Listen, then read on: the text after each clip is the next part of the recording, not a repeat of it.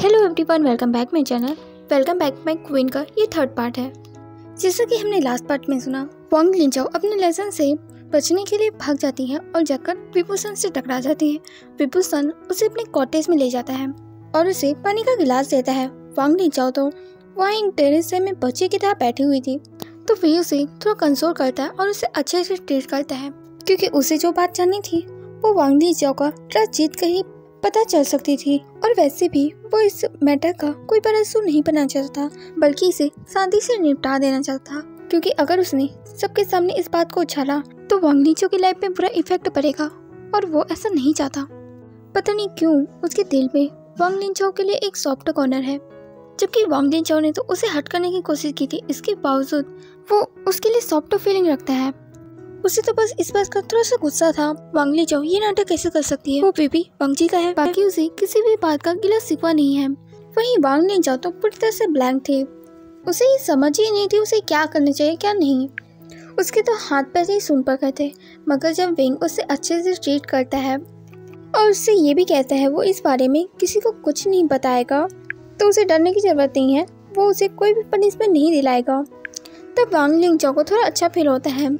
वो धीरे धीरे विभूषण की बातों में आ गई थी और उसके सवालों के जवाब देने को भी तैयार हो गई थी। विंग भी तो यही चाहता था, वो जानना चाहता था आखिर वांग लिनचाओ किसकी वजह से प्रेग्नेंट हो गई, आखिर इस बच्चे का बाप कौन है और वो यहाँ कैसे आ गई। अब वांग लिनचाओ वो बात बताती है जो वो किसी से भी नहीं कह पाई, क्योंकि विंग उसे समझने का ट्राई कर रहा था और उसे लिटिल सिस्टर की तरह ट्रीट कर रहा था। उसे ऐसे पर्सन की तो जरूरत थी जो उसे समझे, जिससे वो अपनी बातें शेयर कर सके। वो रोते हुए विभूषण को सब कुछ कहने लगती है। उसे कोई आइडिया नहीं है वो पर्सन कौन था, उसने उसके साथ जबरदस्ती की थी, वो अल्फा शायद रट में था और उसने मुझ पर अटैक कर दिया। मैं बहुत ज़्यादा डर गई थी, मैं खुद को प्रोटेक्ट करने के लिए कुछ भी नहीं कर पाई और उसका तो मुझे फेस भी ठीक से याद नहीं है। मैं तो बस फॉरेस्ट में घूमने गई थी, मुझे क्या पता था एक अल्फा से मेरा सामना हो जाएगा। जब उसने मुझे छोड़ा तब मैं मौका देकर वहाँ से भाग आई और किसी को भी इस बारे में नहीं बताया। पर कुछ दिनों बाद पता चला मैं प्रेग्नेंट हूँ और इस बारे में वो एक सर्वेंट जान गया और वो मेरे पापा को ना पता है, इसलिए मैंने उसे कुछ पैसे दिए थे। फिर पता नहीं कैसे किंग को सर्व करने वाली ओमेगा की लिस्ट में मेरा नाम आ गया और मुझे यहाँ आना पड़ा। विंग उसके हाथ पर हाथ रखता है और कहता है मैं इस बारे में किसी से नहीं कहने वाला और तुम यहाँ रह सकती हो, मगर एक बात जान लो तुम्हारी मैरिज किंग से नहीं होगी, तुम्हारी कोई पोजीशन नहीं रहेगी, लेकिन तुम आराम से यहाँ लाइफ बिता सकते हो। अब तुम इन आंसू को पोंछ लो। वांग लिनचाओ अपने आंसू पोंछते हैं, ऊपर से शुक्रिया कह रही होती है उसे समझने के लिए। किसने सोचा था क्वीन इतनी दयालु निकलेगी। वो विंग के बारे में कभी अच्छे से बातें पड़ी थी, उसे मक्खन लगा दी थी। विंग उसकी इस चालाकी देखकर मन ही मन मुस्कुराता है। यह लड़की ना समझ जरूर है पर इतनी भी भोली नहीं है, इसे पता है लोगों को फेवर कैसे गेन करना है। वो उसे कहता है चापलूसी अच्छी कर लेती हूँ, पर इसके अलावा भी कोई काम आता है तुम्हें। वैसे तो विभूषण उसके बारे में बहुत सी बातें जानता था, पर उसे तो उसके साथ बस चैट करनी थी। वांग लिनचाओ अपने बारे में बताने लगती है और वो दोनों मस्त ऐसी बातें कर रहे होते हैं। वांग लिनचाओ कहती है उसे स्टडी में इंटरेस्ट नहीं है, उसे लेसन से छुटकारा चाहिए। उसे अपने पॉइंट पर आते देख विंग मुस्कुराने लगता है और कहता है मैं तुम्हारी स्टडी बंद तो करा सकता हूँ, पर तुम स्टडी करोगी तो इससे आगे चलकर तुम्हें मदद मिलेगी। वो एक अच्छे ब्रदर की तरह उसे समझा रहा होता है, मगर वांग लिनचाओ कहती है मुझे स्टडी में इंटरेस्ट नहीं है, मुझे तो हर बार नींद आ जाती है, वो कितना बोरिंग पढ़ाते हैं। इस पर विंग कहता है कैसा हो मैं तुम्हें स्टडी कराऊँ। ये सुनकर वांग लिनचाओ शॉक होती है, फिर वो कहती है क्या सच में। फिर वो बहुत ज़्यादा एक्साइटेड होकर कहती है हाँ मैं आपके साथ स्टडी करूँगी, इससे हम दोनों को एक दूसरे के साथ और भी टाइम स्पेंड करने का मौका मिलेगा। वो दोनों बहुत ही खुश होकर बातें कर रहे थे जैसे जन्म जन्म के बिछड़े यार हों। और ये थॉट तो हमारे लांग वांग जी के थे, वो तो बस विंग से मिलने आया था, मगर वांग लिनचाओ को देखकर वो काफ़ी सरप्राइज हो गया। इससे बढ़कर उन्हें क्लोज फ्रेंड की तरह बातें करता देखकर वो अलग शॉक्ड। आखिर ये दोनों कब इतने क्लोज आ गए, इनकी दोस्ती हो कैसे गई। वो वहाँ शॉक्ड खड़ा हुआ था। फाइनली विभूषण की नजर उस पर चली जाती है, तो वांग लिनचाओ भी उस डायरेक्शन में देखती है। अपने सामने किंग को देखकर वो खड़े होकर उन्हें ग्रीट करती है। विंग भी अपनी जगह से खड़ा हो गया था, लाइन से नोट करता है। वांग लिनचाओ कहती है अब मुझे यहाँ से चलना चाहिए, और ऐसा कहकर वो विंग से इजाज़त लेकर वहाँ से चली जाती है। लैंसन उसे बस जाते हुए देखे जा रहा था। तब विंग उसे कहता है, उसे ताड़ना बंद करो, इधर आओ। हाँ क्या? उसके ऐसे रिएक्शन को देखकर विंग कहता है, मैंने कहा हस्बैंड इधर आओ, मुझे तुमसे बात करनी है। उसके ऐसे लहजे को सुनकर लैंसन सोच में पड़ जाता है, आखिर वो किस बारे में बात करेगा? मैंने कोई गड़बड़ की है क्या? पर मुझे तो याद नहीं है। वो अपने में सोचता हुआ विंग के सामने आकर बैठ जाता है। विंग उसे टी सर्व करता है। लैंसन अपने टी कप को लेकर उसे शुक्रिया कहता है और अपनी टी पीने लगता है। तभी विंग बोलता है कि तुम्हें आइडिया है वांग लिंचाओ के पेट में जो बचा है वो किसका है? लैंसन तो कप करने लगता है। क्या? आपने अभी क्या कहा? विंग अपनी आइज रोल करता है और कहता है, ना समझ बनने की ट्राई मत करो, मुझे अच्छे से पता है, तुम्हें इस बारे में पहले से पता है, वो तुम्हारे कारण प्रेग्नेंट नहीं हुई है। इसके बावजूद तुम चुप रहे और उन अफवाहों को फैलने दिया, और इस बारे में तुमने मुझे भी नहीं बताया। अगर मैं खुद से पता नहीं करता तो मुझे कभी कुछ पता ही नहीं चलता कि तुम मुझे बताओ कि तुम सोच क्या रहे हो। विंग तो कंटिन्यूसली बोल रहा था, मगर लैंसन एक कीट की तरह पॉट बनाकर वहाँ बैठा हुआ था और अपनी उंगलियों से खेल रहा था। अब उसे ऐसे देखकर विंग को थोड़ा गुस्सा आता है, क्योंकि लैंसन उसे आंसर नहीं कर रहा था, तो उसके हाथों पर स्टिक से मारता है। लैंसन तब अपने हाथ को झटकता है। दर्द हो रहा है, क्यों मार रहे हो? विंग फिर से उसके इस बार बाजू पर मारता है। लैंसन अपनी जगह से उठ जाता है और विंग से दूर भागता है और कहता है, आप मेरे लिए इतना स्ट्रिक्ट क्यों हैं? उस ओमेगा से तो अच्छे से बात कर रहे थे। इस पर विंग बोलता है, तो क्या मैं उसे पनिश करूं जबकि वो प्रेग्नेंट है? लैंसन अपना मुंह बनाता है और विंग कहता है, जब मैं तुमसे कोई क्वेश्चन करूं तो उसका आंसर दिया करो, न कि अपने मुंह में दही जमाया करो। लैंसन अपने हाथों को सराहते हुए कहता है, आप बहुत ज़्यादा बुरे हैं। विंग उसे फिर से अपनी स्टिक दिखाता है। तब लैंसन अपने हाथ खड़े कर देता है और कहता है, मैं बताता हूँ, मैं तो बस यही सोचा था, अगर मैं उस बच्चे को अडॉप्ट कर लूँगा तो वो मेरा ही बच्चा कहलाएगा ना, तो उसे पहले से मेरा नाम मिल जाए, तो इसमें गलत क्या है? विंग अपनी स्टिक टेबल पर रखते हैं और चेयर में बैठ जाता है और फिर कहता है, तुम्हारे थॉट बुरे नहीं हैं, मगर फ्यूचर में उसकी फ्रेग्रेंस से लोग आसानी से पता लगा सकते हैं वो तुम्हारा बेबी नहीं है। तब तुम क्या करोगे? लैंसन कहता है, मैं तो इस बारे में सोचा ही नहीं। हाँ, आखिर सोचोगे क्यों? क्योंकि सोचने का सारा जिम्मा तुमने मुझे थोप रखा है। विंग अपनी थोड़ी नाराजगी में कहता है।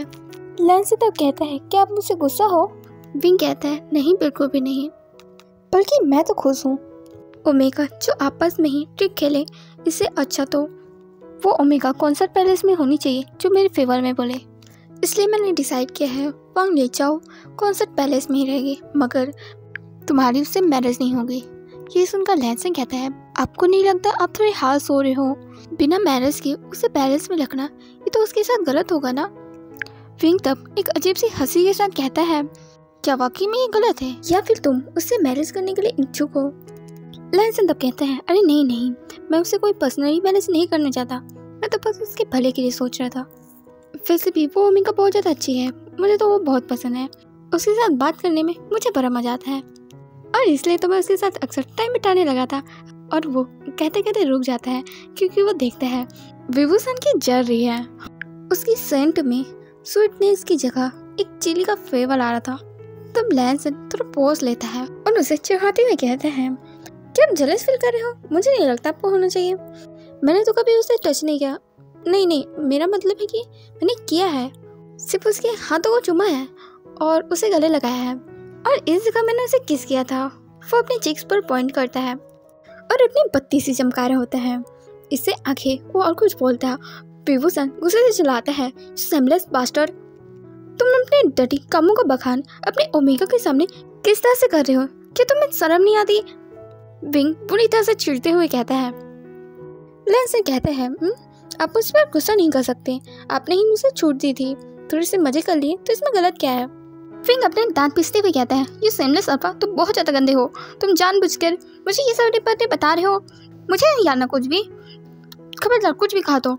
वो अपने कानों पर हाथ रख लेता है, माना कि उसने पहले खुद को प्रिपेयर किया था लैंसन को दूसरी ओमेगा के साथ देखने के लिए।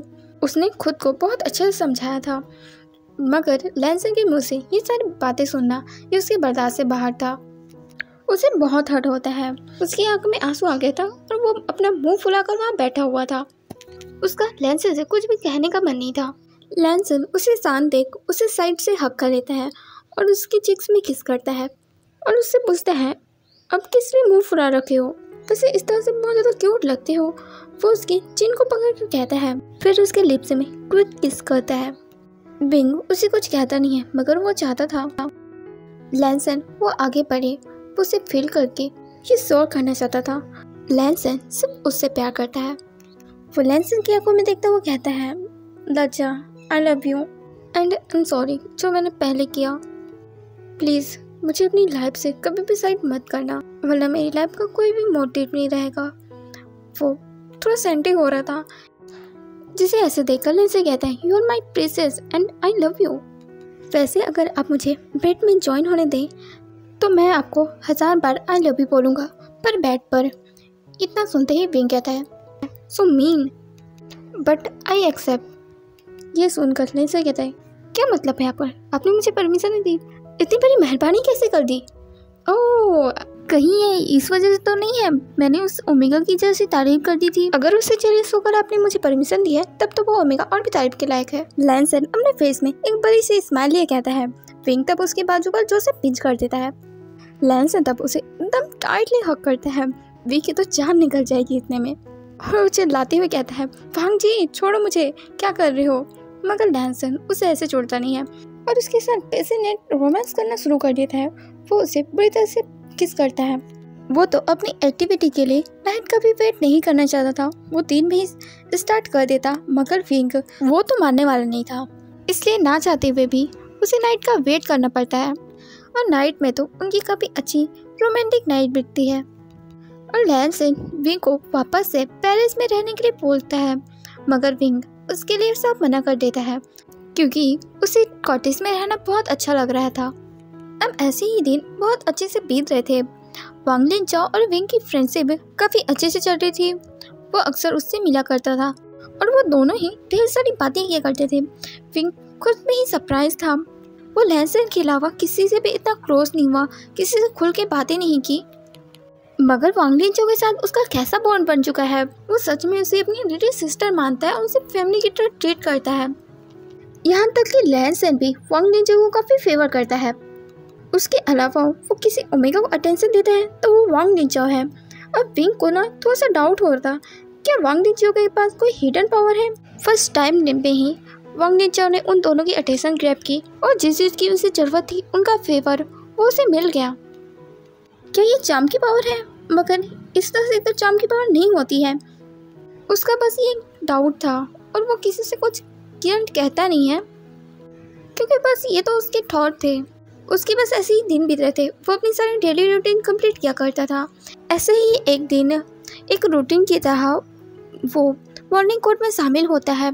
इस बार मॉर्निंग कोर्ट में बॉटल की तरफ से एक रिक्वेस्ट आया था, जिसके हिसाब से बॉटल पर रिसोर्सेज की कमी हो रही है और इसी भी बुरी बात दूसरे राज्य ने उन पर अटैक किया है। किसी भी वक्त एक बड़े युद्ध की घोषणा हो सकती है। सब लोग आपस में चर्चा करने लगे थे। पहले से तो बहुत से फंड सेना के लिए जाते रहे हैं। इसके बावजूद उन्हें पैसों की कमी कैसे हो सकती है जो वो अपनी रिसोर्सेज खरीद ना पाए। वो सभी आपस में चर्चा करने में लगे थे। इतने में विंग उस समय में खड़ा होकर कहता है, मैं इस चीज़ को पर्सनली हैंडल करना चाहता हूँ। किंग, मुझे कैंप में जाने की परमिशन चाहिए। तभी एक मंत्री कहता है, मगर क्वीन आप ऐसा कैसे जा सकती हैं? आप क्वीन हैं। इस पर विंग कहता है, मैं वहाँ क्वीन बनकर नहीं बल्कि चीफ जनरल बनकर जाऊँगा, तो मुझे नहीं लगता कोई भी दिक्कत होगी। और मैं इन चीज़ को पर्सनली देखना चाहता हूँ, आखिर किस तरह की हालात हैं। किंग, कृपया करके मुझे वापस कैंप पे जाने की परमिशन दे दीजिए। विंग का जो लहजा था ना वो इतना स्वीट था। लैंसन उसे चाहकर भी मना नहीं कर सकता और वो देख पा रहा था विंग कितना ज़्यादा रिक्वेस्ट भरी नज़र से देख रहा है। तब लैंसन को ना चाहते हुए भी हमें भरनी पड़ती है और विंग वो तो बहुत ज़्यादा एक्साइटेड और खुश हो जाता है। इतना कि उसी दिन विंग वांग लिनचाओ को अपना सारा काम पकड़ा देता है और उसे कहता है, जितना भी मैंने सिखाया उसको आजमाने का वक्त आ गया है। अब से मेरा सारा काम तुम करोगी। और वो उसकी कुछ नहीं सुनता। उसे सारा काम पकड़ा कर वो कैंप के लिए रवाना हो जाता है। पैलेस के गार्ड इस बारे में लैंसन को सूचना देते हैं। तब लैंसन बहुत ज़्यादा गुस्सा हो जाता है। उसे इतनी क्या जल्दबाजी थी, उसे बिना मिले वो ऐसे कैसे चला गया। इससे भी बढ़कर वो पैलेस के अपने कोई गार्ड लेकर भी नहीं गया, तो उसे बहुत ज़्यादा चिंता हो रही थी, क्योंकि पैलेस में जो गार्ड है वो कुछ ओमेगा है, मगर वहाँ तो सिर्फ अल्फा है। पता नहीं कैसे उसे थोड़ी इनसिक्योर वाली फीलिंग आ रही थी। यहाँ दूसरी तरफ विंग था जो अपने ही मजे में निकल चुका था।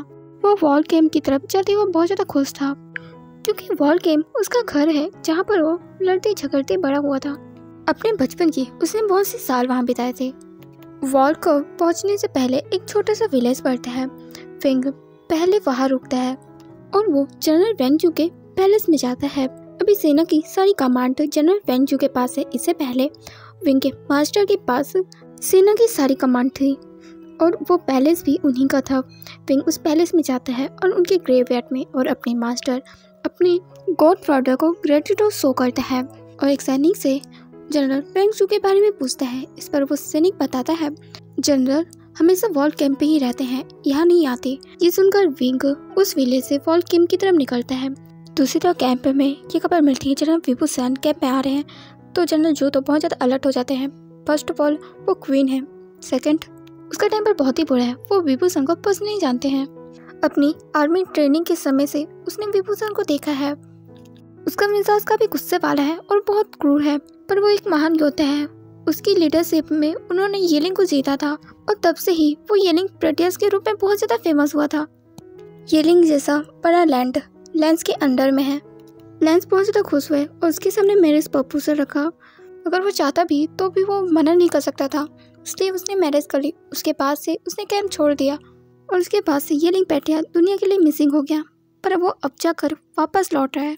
उसका एक ग्रैंड वेलकम तो होना चाहिए। जब विंग कैंप पे एंटर करता है तो वो देखता है कुछ कमांडर उसके स्वागत के लिए एक कतार में खड़े हुए हैं। उनके पीछे उनके डिसाइपल भी है। वो सभी उसे 90 डिग्री वो करके रिस्पेक्ट शो करते हैं।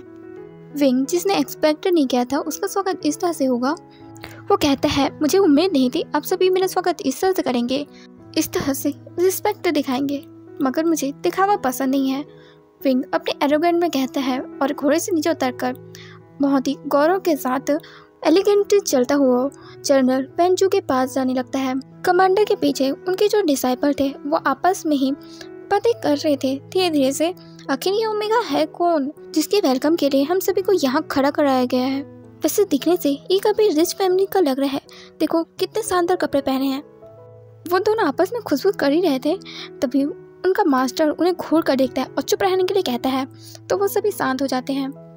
विभूषण जनरल वेंगजू से कहता है कैसे हो सीनियर, आपको इतने साल बाद देखकर मुझे बेहद खुशी हो रही है। जनरल जो कहते हैं तुम घमंडी ओमेगा, लगता है इतने सालों में तुम तमीज सीख चुके हो, मगर मैं तुम्हें देखकर खुश नहीं हूँ। इस पर विंग कहता है इसमें तो मैं कुछ नहीं कर सकता, लेकिन आपको तमीज जरूर सिखा सकता हूँ क्योंकि वो आपको आती नहीं है और मुझे बहुत अच्छी तरह से आती है। बस आपको मुझे मास्टर कहना होगा। विंग इस्माइल के साथ कहता है और जनरल जो आग बबूला होने लगते हैं। उन दोनों के बीच थोड़ी गर्मा गर्मी हो रही थी। उन दोनों की वॉर तो आंखों में छिड़ गई थी। विंग की अभिमान से भरी प्राइडफुल आइज और वहीं जनरल की एरोगेंट गुस्से भरी आंखें, दोनों ही पुराने समय के राइवल हैं, तो आपस में थोड़ी तो जंग जायज़ है। वो विभूषण का इंट्रो चीफ जनरल के रूप में सभी से कराते हैं और उसके बाद वो विभूषण के साथ प्राइवेट में बात करने के लिए चले जाते हैं। बाकी सभी हेलो से कहते हैं क्या चीफ जनरल ओमेगा। जो यंग डिसाइपल है जो अपने आर्मी ट्रेनिंग के लिए आए हुए हैं वो बहुत ही ज़्यादा सरप्राइज होते हैं। कोई भी ओमेगा इतने बड़ी पोजीशन में वर्ल्ड कैंप में उन्होंने कभी नहीं देखा। तब उनका मास्टर उनसे कहता है कि तुम येलिंग पेटियाज के बारे में नहीं जानते। ओमेगा होने के बावजूद आर्मी में वो काफ़ी अच्छे लीडर रह चुके हैं। जिस पर वो डिसाइपल नोट करते हुए कहते हैं हाँ आप सही कह रहे हैं मास्टर। इस पर उनका मास्टर कहता है तो फिर अब तुम तैयार हो जाओ, क्योंकि जो शख्स अभी अभी गया वो येलिंग पेटियाज हैं और तुम उनकी क्रूएल्टी के बारे में नहीं जानते। वो बहुत स्ट्रिक्टली डिसाइपल को ट्रेन करते हैं। अब तुम सबकी तो वाटर भी तय है और तुम सब मुझे याद करोगे मास्टर, आप कितने ज़्यादा अच्छे थे जो हम पर इतना जुर्म नहीं करते थे। वो अपने डिसाइपल से मजाक करते हुए हंसने लगते हैं। वहीं जनरल जो विभूषण से बात करते हैं, साथ में वो उसे अपनी बहन के से मिलवाते हैं जो एक ओमेगा है और वो यहाँ वॉरियर है। विंग उसे देखकर बहुत ज़्यादा खुश हो जाता है और उसे अप्रिशिएट करता है और उसे अपनी बातें बताने लगता है। अपने यंग एज में वो कैंप पे एक अकेला ओमेगा वॉरियर था, फिर बाद में कुछ ओमेगा ने उसके साथ ज्वाइन किया वो जनरल वेंसू की बहन से बहुत सारी बातें कर रहा था। जनरल जू ये सारी चीज़ें नोट कर रहे थे। वो कितना ज़्यादा चेंज हो चुका है, वो बहुत ज़्यादा बहादुरी हो गया है। पहले तो वो बस सिर्फ गुस्सा किया करता था, इसका नेचर इतना ज़्यादा अच्छा कैसे हो गया। जनरल जू तो बस यही सोच रहे थे। विंग तो जनरल जू की बहन के साथ बहुत ज़्यादा कंफर्टेबल था। वो दोनों ही अपनी बातों में लगे थे। जनरल जू की बहन कैम्प में क्या चीज़ें नहीं है वो सारी बातें बता रही थी। और दूसरी तरफ हम लैंसन को देखते हैं, जिसे चैन ही नहीं पड़ रहा था। उसका तो मन विभूषण पे ही लगा हुआ था। तो वो तय करता है वो भी अब वॉर कैम्प में जाएगा।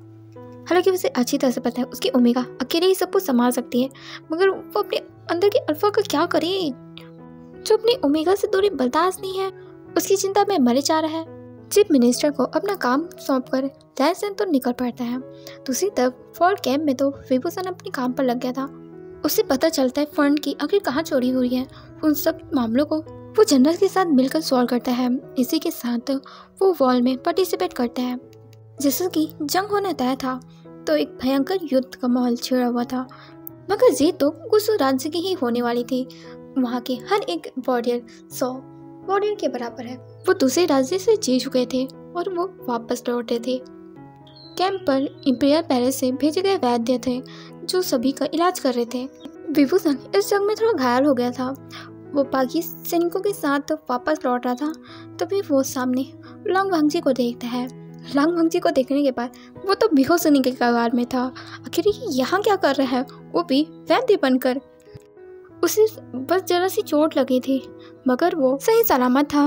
पर वांगजी को देखकर ना जाने उसे क्या होता है, वो अपनी आंखें बंद कर लेता है और इसे दिखाता है जैसे वो बहुत ज़्यादा घायल है और बेहोश हो चुका है। जो जनरल जू है वो उसे थाम लेते हैं और उसे लेकर अंदर ला रहे होते हैं। लैंसन को ये देखकर बिल्कुल भी अच्छा नहीं लगता। उनके पास आता है और जनरल जू से विंग को अलग कर देता है और गुस्से से जनरल जू की तरफ देखता है। जनरल जू को तो कुछ भी समझ नहीं आता ये आखिर इतना स्कैरी वे में क्यों देख रहा है। लैंसन तो उसे सहारा देते हुए बेड पर लेटाता है और उसका इलाज करने के लिए कहता है, क्योंकि वो विंग को ऐसे नहीं देख सकता, तो इलाज तो बहुत दूर की बात है। वो उसकी जगने का वेट कर रहा था, मगर विंग वो उठना ही नहीं चाहता था। उसे पता है अगर वो उठेगा तो लैंसन उस पर भड़केगा। लैंसन के लात से बचने के लिए वो बिस्तर पर पड़ा हुआ था। जनरल जू की बहन जो यू है वो विभूषण को देखने आती है और खुद से कह रही होती है, इन्हें अब तक होश नहीं आया? क्या ये इतने ज़्यादा वीक है जो इतनी सी चोट को बर्दाश्त नहीं कर सकते? ये चोट तो बिल्कुल भी गहरी नहीं है। उसकी बात सुनकर विभूषण कहता है, हे आखिर तुम किसे वीक कह रही हो? यू चौंक कर कहती है, अरे आपको होश आ गया है। इस पर विंग कहता है, मैंने होश खोया कब था जो मुझे होश आएगा? लाओ दो, तुम खाना लाई हो ना? बहुत ज़्यादा भूख लग रही है। उस वांगजी के डर से मैं कुछ खा नहीं पा रहा हूँ और वो यू से खाना लेकर दबा कर खाने लगता है। यू उससे पूछती है, आखिर ये वांगजी कौन है जिससे आप डर रहे हो? इस पर विंग कहता है, वो कोई ऐसा पसंद नहीं है जिसके बारे में तुम्हें जानना चाहिए, और मैं उससे कोई डरता नहीं हूँ, बस मैं उसकी लेक्चर नहीं सुनना चाहता कि किसी बीबी के साथ शिकायत शुरू हो जाती है। विभूषण की ऐसी बातें सुनकर तो यू मुस्कुराने लगती है। वहीं ये सारी बातें वांगजी गेट पर खड़ा सुन लेता है और गुस्से से चिल्लाता है, विभूषण बहुत जल्दी होश आ गया तुम्हें? और इतना सुनते ही वी का खाना अटक जाता है। वो अपने खाने को बड़ी मुश्किल से गले से निकालता है और वांगजी की तरफ देखने लगता है, और वांगजी उसे गुस्से से घूर रहा था। और इस पार्ट का यही एंड होता है। Thanks for watching guys.